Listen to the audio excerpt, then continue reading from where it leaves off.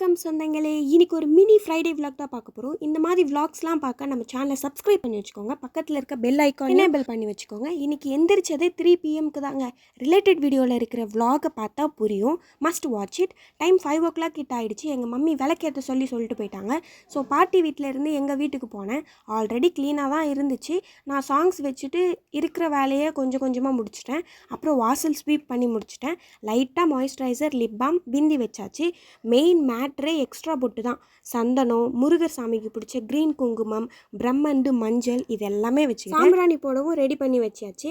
6 o'clock எல்லாத்தையும் ready பண்ணி முடிச்சிட்டேன். அப்புறம் விளக்கேற்றிட்டு ஸ்ட்ரீட் என்ட்ரன்ஸில் இருக்கிற அம்மன் கோவிலுக்கு போயிட்டு விளக்கேற்றிட்டு வந்துட்டேன்.